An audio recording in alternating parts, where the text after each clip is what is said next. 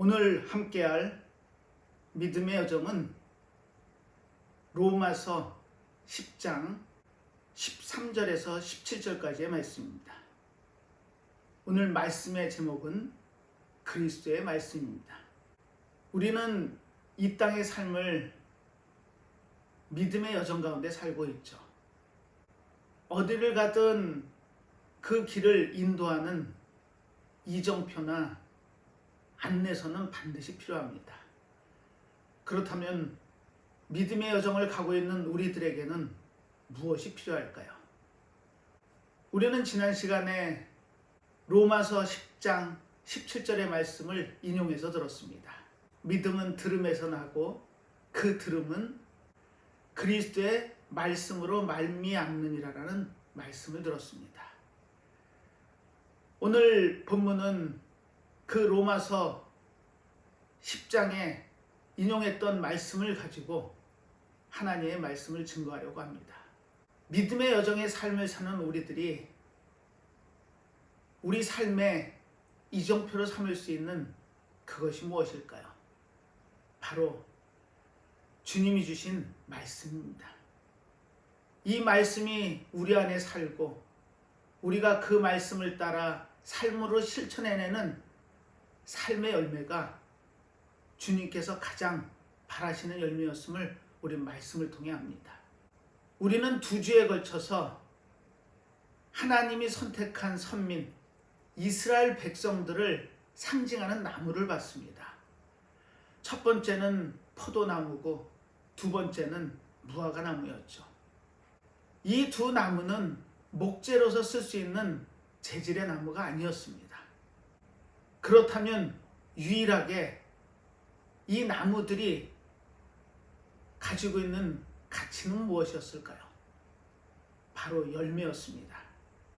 우리의 믿음의 여정에서 이 열매를 보아 안다는 말씀을 통해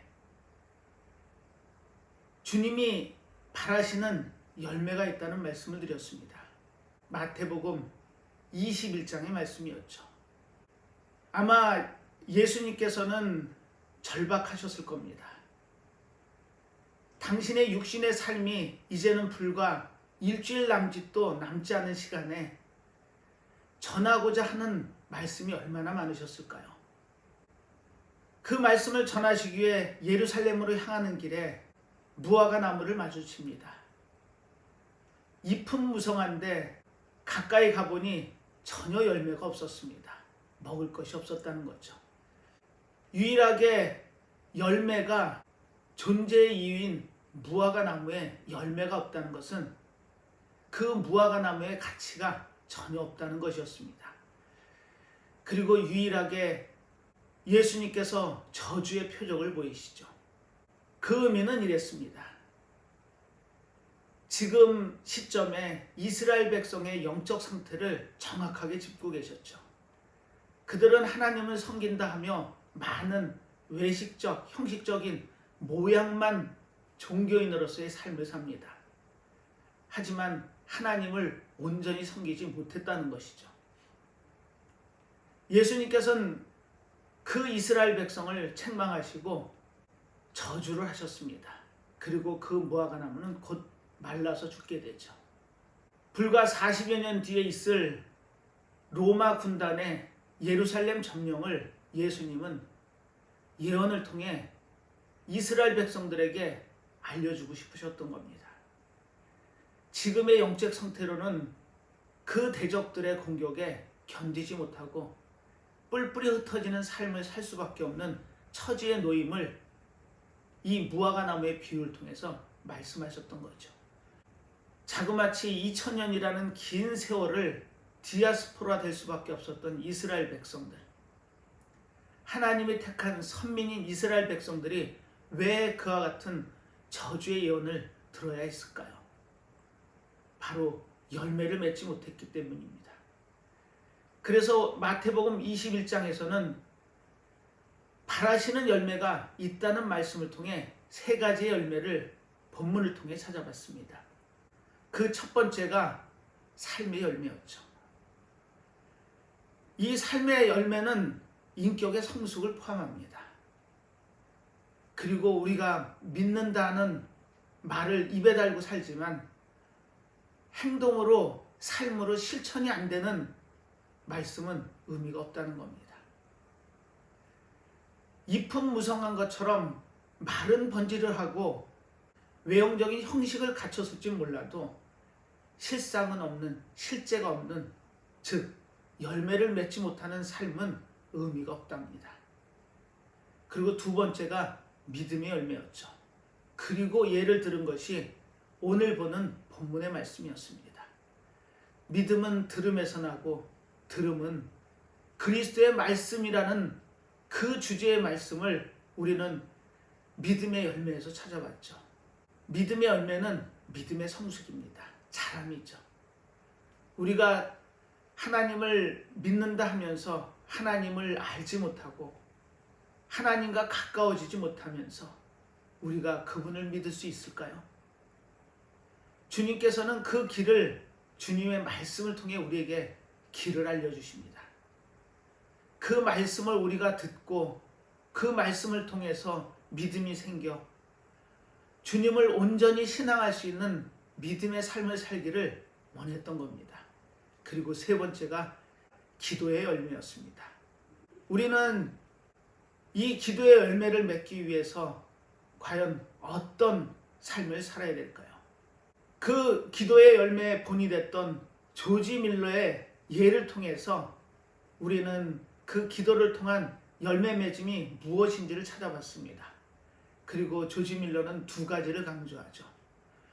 기도를 하기 전에 반드시 하나님의 말씀을 읽고 묵상하며 그 말씀을 통해 기도할 때 그 기도가 온전한 기도가 될 수 있다고 말씀을 드렸습니다. 그리고 두 번째는 죄의 고백이었습니다. 하나님과의 관계가 단절로 이어졌던 것은 죄의 문제 때문에 그랬습니다. 결과적으로 그 죄 때문에 멸망의 길, 사망의 길로 갈 수밖에 없는 게 우리의 인생이었습니다. 조지 밀러는 그 말씀을 붙잡고 기도를 할 때 자신의 죄를 고백했습니다. 늘 그 마음속에는 내가 죄인입니다라는 고백이 끊어지지 않았던 인물이 조지 밀러였죠. 그리고 5만 번이 넘는 기도의 응답을 통해 하나님의 살아계심을 증거할 수 있었습니다. 사랑하는 믿음의 성도 여러분, 우리는 과연 어떤 열매를 맺고 계시나요? 주님이 바라시는 열매는 삶의 열매, 믿음의 열매, 기도의 열매였습니다. 이처럼 우리가 사는 신앙 여정 가운데 이 열매를 맺는 삶을 살아야 됨은 주님이 원하셨던 영광 받으시는 길이었죠. 그렇다면 우리는 어떻게 믿음이 자랄 수 있을까요? 그것은 그리스도의 말씀이 우리 안에 거하면 우리의 삶이 바뀌게 되는 것입니다. 오늘 본문은 로마서에서 봅니다. 로마서 10장의 말씀이죠. 오늘 본문은 이렇게 시작합니다.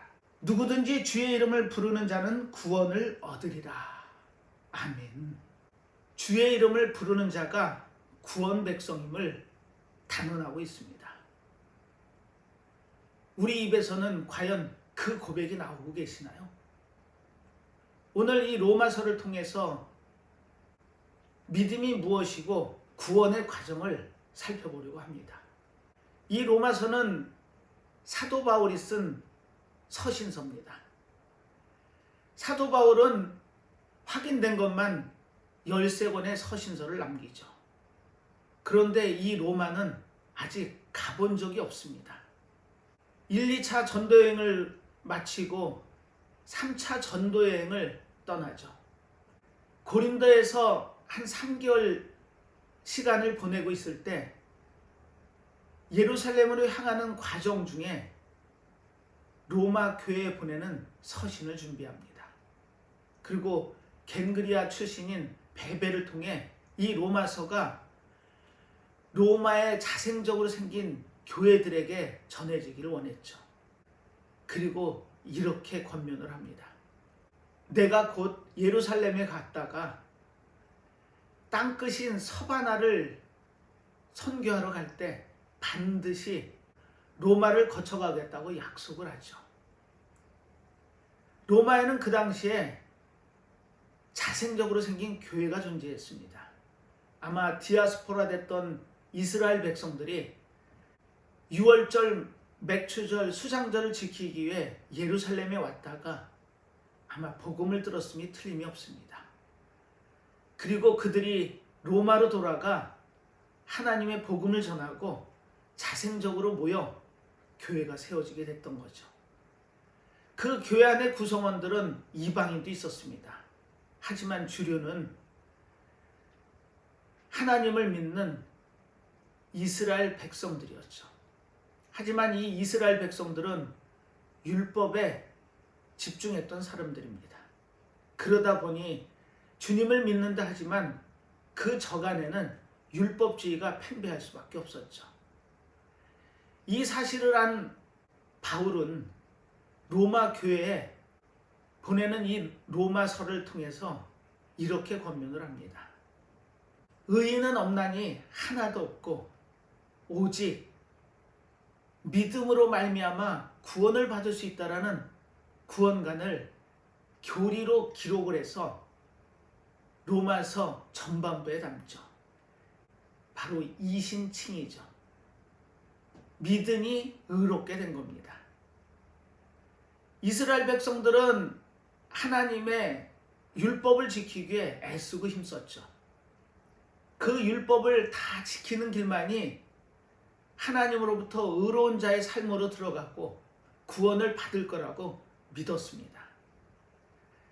하지만 로마서 전반부에서 사도 바울이 강조한 것처럼 의인은 하나도 없답니다. 그럴 수밖에 없죠. 이스라엘 백성들은 613가지의 율법에 자신들의 전통과 유전을 담기 시작합니다. 이것은 해서는 안 되고 이거는 지켜야 되고 하는 규칙들을 만들기 시작하죠. 그러니 그 말씀을 다 지키기 위한 삶이 얼마나 고단했겠습니까? 그 고단한 삶을 살았던 인물이 바로 로마서를 기록한 사도 바울이었습니다. 사도 바울의 고백을 한번 들어볼까요? 사도행전 22장 3절부터 읽어보겠습니다. 나는 유대인으로 길리기아 다소에서 났고 이성에서 자라 가말리엘의 문화에서 우리 조상들의 율법에 엄한 교훈을 받았고 오늘 너희 모든 사람처럼 하나님께 대하여 열심하는 자라. 내가 이도를 핍박하여 사람을 죽이기까지 하고 남녀를 결박하여 옥에 넘겼노니 라는 고백을 통해 자신의 삶을 증언합니다. 이 내용이 어떤 내용인가요? 철저한 율법주의자였다는 것입니다. 철저한 바리새인이었죠. 그 당시에 가말리엘의 학파라면 최고의 학파입니다. 그 최고의 학파에서 가장 중추적인 역할을 했던 인물이 바울이었습니다. 가말리엘의 수제자였죠. 그리고 그리스도교를 박해하는 현장에서 스데반이 죽어가는 그 현장에서 증인에 서는 자리에 있었습니다. 가장 전통적이며 유대교적인 사도 바울이 과연 어떻게 바뀌어 오직 의인은 믿음으로 말미암아 살리라는 고백을 할 수 있었을까요? 남녀를 결박하여 옥에 넘기기 위해 담메색으로 가는 현장에서 부활하신 예수님을 만납니다. 거기서 인생이 완전히 바뀌죠. 그동안의 전통 유대주의자임을 자부했던 바울이 하나님의 사도로 섭니다.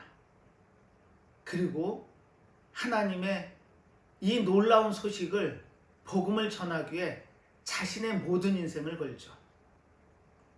자신이 그렇게 애지중지했던 그 모든 것이 썩어질 것이랍니다. 이런 고백을 통해 사도 바울은 복음 전도자의 삶으로 바뀌게 되죠. 율법으로는 하나도 흠이 없는 자가 사도 바울이었습니다. 그만큼 율법을 철저히 지켰던 율법주의자였죠. 613가지의 율법에 자신들의 전통까지 얹은 그 모든 것을 지켜내기 위한 삶이 얼마나 고단했을까요? 하지만 바울은 그 삶이 자신의 구원의 길의 삶임을 마음속에 담고 그 길을 열심히 갔던 인물이었습니다. 하지만 주님을 만나고 나서 완전히 다른 사람이 되죠. 지금 이 본문 로마서 10장에는 자신의 그 심정을 고스란히 담아서 고백을 합니다. 로마서 10장 1절은 이렇게 시작을 합니다. 오늘 본문을 보기 전에 과연 사도 바울이 어떤 마음으로 이 로마서를 기록했는지가 자세히 기록이 되어 있죠. 먼저 그 배경을 살펴보고 오늘 본문을 통해 과연 그리스도의 말씀이 어떻게 전해지고 그 말씀이 하신 역사가 어떤 의미인지 찾아 우리가 온전한 구원의 길로 갈 수 있는 길을 찾아보려고 합니다. 오늘 1절은 이렇게 시작하죠. 형제들아, 내 마음에 원하는 바와 하나님께 구하는 바는 이스라엘을 위함이니 곧 저희로 구원을 얻게 함이라. 이렇게 기록이 되어 있습니다. 사도 바울은 1장부터 8장까지의 기록을 통해 우리가 구원을 받을 수 있는 유일한 길은 믿음이라고 강조합니다. 이 믿음을 통해 우리가 구원받음을 자세히 교리적으로 설명하고 있죠. 하지만 이 로마 교회 안에 있는 율법주의에 아직도 잔재가 남아있는 그리스도인들에게 이렇게 권면을 하고 있었던 겁니다. 형제들아, 헬라어 원문은 아델포스입니다. 즉 아라는 건 하나를 의미하죠. 델포스는 몸을 의미합니다. 하나의 몸에서 태어난 우리, 같은 혈육입니다. 그 동족을 형제들이라고 부르고 있습니다. 형제들아, 내 마음이 원하는 바와 하나님께 구하는 바, 이렇게 기록이 되어 있는데요. 원하는 바는 우리의 믿음입니다. 구하는 바는 우리의 기도죠. 즉 우리의 삶 가운데 믿음과 기도는 하나가 되어야 되는 겁니다. 그런데 그 기도의 실체가 내 자신을 위한 기도가 아니라 이렇게 기록으로 자신의 마음을 표현합니다. 이스라엘을 위함이니. 놀랍지 않나요? 우리는 기도라 하면 내 자신을 위해 얻고자 하는 것을 하나님께 간구하는 것으로 오해할 수 있습니다. 하지만 온전한 믿음 가운데 쓴 하나님의 자녀의 백성은 그 기도의 주체가 내가 아닌 다른 사람들이었던 겁니다. 사도 바울은 이스라엘을 위해서 원하는 바와 구하는 바를 목표점으로 향해서 나아가고 있었던 인물이죠. 그리고 그 이스라엘 형제들이 구원받기를 원했던 겁니다. 사도 바울은 자신이 그 하나님의 율법을 철저히 지켜내므로 구원을 받을 수 있을 거라고 믿고 있었던 겁니다. 하지만 부활하신 예수님을 만나고 그 믿음이 잘못됐음을 깨닫고 바른 구원의 길을 찾았고 그 길을 가고 있었던 겁니다. 그러니 그 길을 보지 못하는 형제들이 얼마나 안타까웠을까요? 그래서 그 믿음과 기도가 오직 이스라엘 백성들, 형제들에게 향하고 있었던 겁니다. 그리고 그들이 이 로마서의 말씀을 통해 구원의 의미를 깨닫고 바른 구원의 길을 가기를 원했던 거죠. 그리고 이렇게 2절에 고백을 합니다. 내가 증거하노니 저희가 하나님께 열심히 있으나 지식을 쫓은 것이 아니라. 이렇게 기록이 되어 있습니다. 우리는 하나님께 열심이면 모든 것이 믿음의 척도가 되는 오해를 할 수도 있습니다. 하지만 바울은 하나님께 열심을 원했던 것이 아니고 하나님의 열심을 순종으로 받아 그 선함을 실천하는 삶을 살기를 원했던 거죠. 하나님께 열심인 것이 잘못되면 자기의 의만 드러내는 결과가 초래된다는 걸 너무나 사도 바울은 잘 알았던 겁니다. 사도행전 22장을 통해 봤었던 것처럼 하나님께 열심인 것이 잘못일 수도 있다는 겁니다. 즉 하나님이 원하시는 방향이 아닌 잘못된 방향으로 자신의 의지와 방법으로 믿음을 끌고 갈 수 있다는 거죠. 사도 바울은 하나님의 열심을 본받기를 원했습니다. 그 내용을 고린도 후서에서 자신의 마음을 담아 기록으로 남겼습니다. 고린도 후서 11장 2절의 말씀입니다. 내가 하나님의 열심으로 너희를 위하여 열심 내노니 내가 너희를 정결한 처녀로 한 남편인 그리스도께 드리려고 중매함이로다. 이렇게 기록으로 자신의 마음을 표현합니다.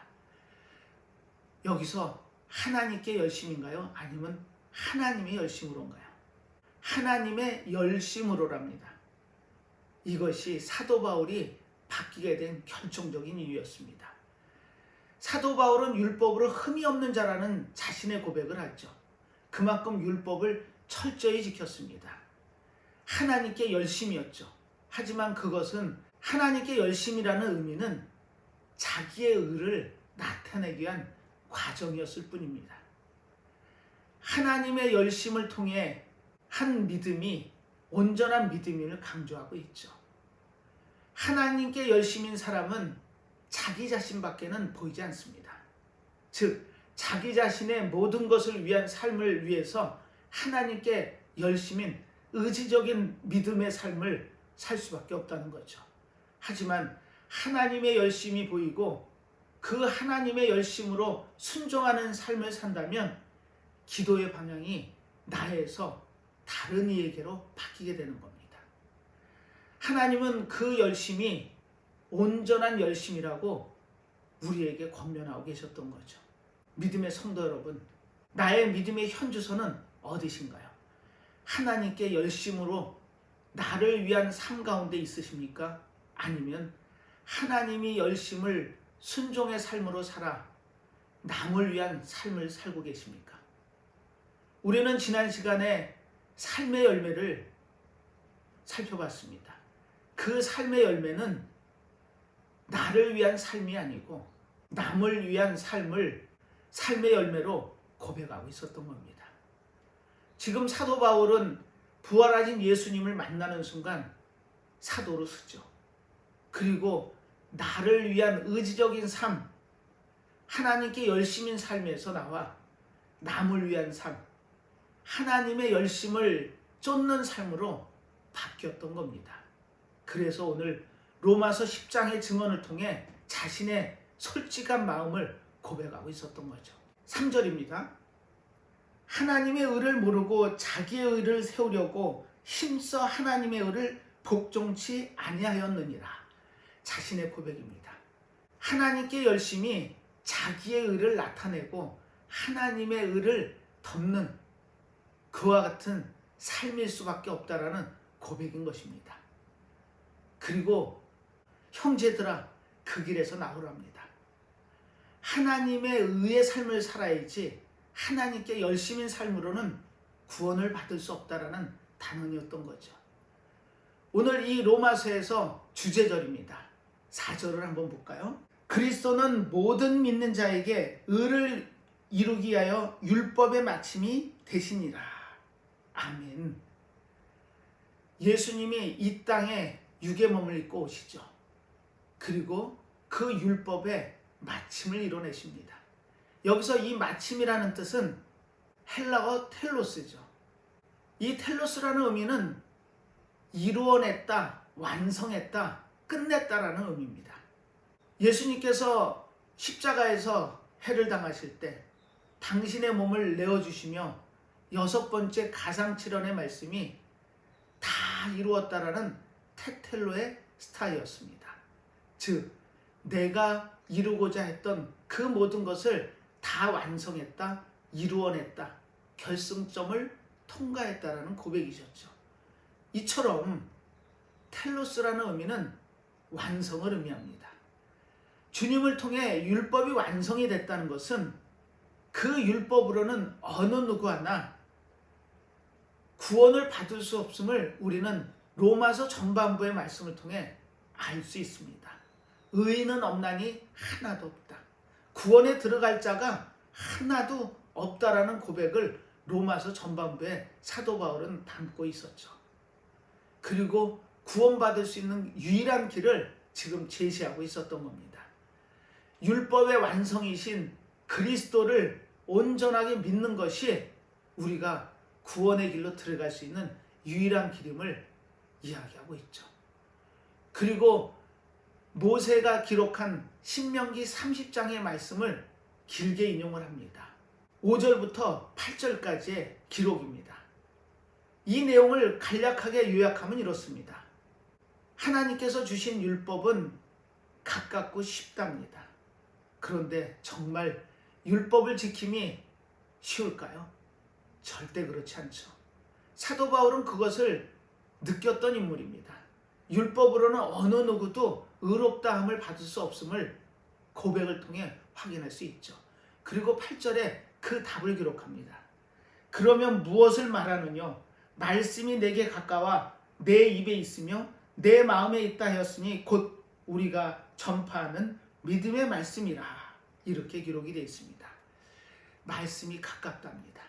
우리는 이 의미를 예수님의 고백을 통해 알 수 있습니다. 그 율법의 무거운 짐에 헤맬 수밖에 없는 이스라엘 백성들 얼마나 안타까우셨을까요? 그 지키자고 했던 율법과 전통으로는 구원을 받을 수 있는 방법이 없음 또한 주님은 아셨습니다. 그래서 이렇게 그들을 부르고 있죠. 수고하고 무거운 짐진 자들아 다 내게로 오라. 내가 너희를 쉬게 하리니 내 멍에는 쉽고 가벼우니라 라고 우리를 부르고 계십니다. 사도 바울은 그 의미를 알았죠. 율법의 그 멍에에서 나와 주님이 주시는 이 말씀을 통해 쉽고 가벼운 멍에를 멸합니다. 멍에가 무엇인가요? 함께 가는 길입니다. 믿음의 여정이 함께 가는 길임을 멍에를 통해 표현하고 있죠. 사랑하는 믿음의 성도 여러분, 사도 바울이 간절하게 불렀던 형제들에게 이 쉽고 가벼운 멍에를 통해 우리가 구원의 길로 들어갈 수 있음을 강조하고 있었던 겁니다. 그리고 이렇게 권면하죠. 내가 만일 내 입으로 예수를 주로 시인하며 또 하나님께서 그를 죽은 자 가운데서 살리신 것을 내 마음에 믿음은 구원을 얻으리니 사람이 마음으로 믿어 의에 이르고 입으로 시인하여 구원에 이르느니라. 아멘. 구원의 길을 명쾌하게 단언하고 있습니다. 예수 그리스도를 나의 구주로 고백하고 입으로 시인하는 순간 우리는 하나님의 자녀요 백성이 되는 놀라운 은혜를 체험하게 되죠. 그 은혜가 우리를 구원의 길로 인도하는 것이 사도 바울의 고백이었던 겁니다. 형제들아, 그 무거운 멍에에서 나와 쉽고 가벼운 이 길을 찾는다면 우리가 넉넉히 구원의 길을 들어갈 수 있음을 강조하고 있었던 거죠. 사랑하는 믿음의 성도 여러분, 이 길이 보이시나요? 이 길이 보일 때 우리는 비로소 주님이 하신 말씀을 몸으로 살아내게 되는 겁니다. 삶의 열매를 통해, 믿음의 열매를 통해, 기도응답의 열매를 통해 하나님께 영광을 드릴 수 있는 삶 가운데 나갈 수 있는 길이 비로소 열리게 되는 겁니다. 사도 바울은 로마에 있는 그 기독교인들에게 하나님의 구원의 방법을 이렇게 권면하고 있었던 거죠. 11절입니다. 성경에 이르되 누구든지 저를 믿는 자는 부끄러움을 당하지 아니하리라 하니 유대인이나 헬라인이나 차별이 없음이라. 한 주께서 모든 사람의 주가 되사 저를 부르는 모든 사람에게 부요하시도다. 아멘. 헬라인이나 유대인이나 종이나 자유자나 구별이 없으시답니다. 그리고 그 모든 이들에게 부요하신 분이 주님임을 고백하고 있죠. 넉넉히 주시는 주님을 보고 믿으라는 사도 바울의 권면이었습니다. 이처럼 사도 바울은 로마에 있는 자신의 형제들에게 자신의 마음을 담아 이 서신서를 기록하고 있었던 겁니다. 이제 오늘의 본문을 들어가면 그 마음을 더 느낄 수 있는 귀한 시간이 될 겁니다. 오늘 본문의 첫 절은 이렇게 시작하죠. 누구든지 주의 이름을 부르는 자는 구원을 얻으리라. 주의 이름을 부르십시오. 그분이 우리의 유일한 구원자십니다. 이 땅의 삶에서 해방되는 놀라운 체험을 할 수 있는 유일한 길이 주님을 고백하고 주님을 외쳐 부르는 그 길임이 사도 바울의 고백을 통해서 분명하게 우리에게 각인되고 있었던 겁니다. 그런데 거기에는 조건이 있습니다. 그 조건을 오늘 두 절의 본문을 통해서 이렇게 고백을 하죠. 그런즉 저희가 믿지 않은 이를 어찌 부르리요? 듣지도 못한 이를 어찌 믿으리요? 전파하는 자가 없이 어찌 들으리요? 보내심을 받지 아니하였으면 어찌 전파하리요? 기록된 바 아름답도다 좋은 소식을 전하는 자들의 발이여 함과 같으니라. 사랑하는 성도 여러분, 이 두 절의 내용을 거꾸로 읽어가면 이렇습니다. 보냄을 받은 자가 있어야 복음을 전할 거며 그 복음을 전하는 자가 있어야 들을 수 있답니다. 그리고 그 들음을 통해서 믿음이 생기고 그 믿음을 통해 우리가 예수 그리스도를 나의 구주로 고백할 수 있다는 겁니다. 이 놀라운 계승이 바로 믿음의 계승입니다.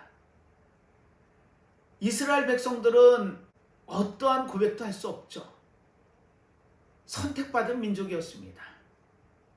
그 선택한 민족을 위해서 오고 오는 수많은 선지자를 통해 하나님의 말씀의 계승이 이루어지게 하죠. 그 하나님이 하신 약속과 언약을 오고 오는 다음 세대들에게 전해질 수 있도록 길을 여셨던 겁니다. 하지만 그들은 정작 성경에 오신다 하시는 그 메시아가 육의 몸을 입고 이 땅에 왔는데 알아보지 못합니다. 오히려 박해를 하고 십자가에 다는 만행을 저지르죠. 하지만 그 주님의 놀라운 고백이 믿음의 계승을 통해 오늘날까지 우리에게 전해지고 있는 겁니다. 믿음의 계승이죠. 그런데 그 믿음의 계승을 시작하는 점은 보내심을 입은 자가 반드시 있다는 겁니다. 우리는 이 땅의 삶을 통해서 과연 얼마나 하나님의 좋은 소식을 전하고 계시나요? 그 전하는 자의 삶을 렘넌트, 남는 자들에게 전하는 것이 우리의 삶의 목표요 방향이 되어야 됩니다. 삶의 열매를 통해, 믿음의 열매를 통해, 기도의 열매를 통해 우리의 믿음이 자라고 그 믿음에 대한 확신을 통해 많은 이들에게 이 복음을 전하는 자의 삶을 살기를 권면하셨던 겁니다. 우리가 예배당에 나와 주일 예배를 통해 하나님의 말씀을 듣습니다. 그렇다면 이 말씀을 듣는 이 자리에 나오기까지 우리는 과연 어떤 과정을 겪으셨나요? 물론 모태신앙은 선대의 믿음을 통해 이 자리에 남아 있을 수 있습니다. 하지만 누군가의 전함을 통해 그 복음의 소식이 전해지지 않았다면 과연 우리가 믿고 고백하며 이 자리에 나올 수 있을까요? 그렇지 않다는 겁니다. 그래서 우리의 삶은 보낸 자의 삶을 살으라고 권면하고 있죠. 18세기에 영국의 선교적 선구자인 조지 휘필드가 있습니다. 옥스퍼드 대학을 다닐 때 감리교를 창시한 존 웨슬리와 함께 헐리 클럽을 결성했던 조지 휘필드. 이 조지 휘필드가 미국으로 건너가 제1차 대각성운동의 선구자로 섭니다. 조지 휘필드는 일주일에 40시간에서 60시간을 설교를 했다고 합니다. 살인적인 일정이었죠. 설교를 하는 저의 입장에서도 그 일정은 감당할 수 없을 정도의 일정임을 고백할 수밖에 없습니다. 그리고 그 미국 신대륙에 복음의 깃발이 세워지게 하죠. 부흥운동이 일어납니다. 이 조지 휘필드는 평생을 하나님의 말씀을 전하기 위해 애쓰고 힘쓰는 삶을 살다가 주일 아침에 잠든 상태로 하나님께 부름을 받죠. 그처럼 매 순간을 최선을 다했던 인물이 조지 휘필드의 삶이었습니다. 그 조지 휘필드가 전하기를 원했던 말씀이 무엇이었을까요? 바로 그리스도의 말씀입니다. 이 그리스도의 말씀만이 우리를 죄악된 세상에서 죽음으로 향해 달려갈 수밖에 없는 우리의 인생을 되돌릴 수 있는 유일한 길임을 알았던 거죠. 자신의 마지막 하루까지도 최선을 다해서 하나님의 말씀을 전하다 이 땅의 삶을 마감했던 조지 휘필드의 삶을 통해 우리는 깨달음이 있습니다. 이 땅에 복음이 들어온 것은 1886년 장로교 선교사인 언더우드와 감리교 선교사인 아펜젤레에 의해서 이 땅에 복음이 들어오죠. 그런데 그 복음의 여정의 시작이 그 대각성운동에서 영적인 부흥이 일어나고 미국 신대륙에 복음의 깃발이 서면서 시작됐던 그 단초를 조지 휘필드가 제공하고 있었던 겁니다. 사랑하는 믿음의 성도 여러분, 우리는 이 조지 휘필드의 삶을 통해서 복음의 전함이 얼마나 중요한 의미인지를 깨달았습니다.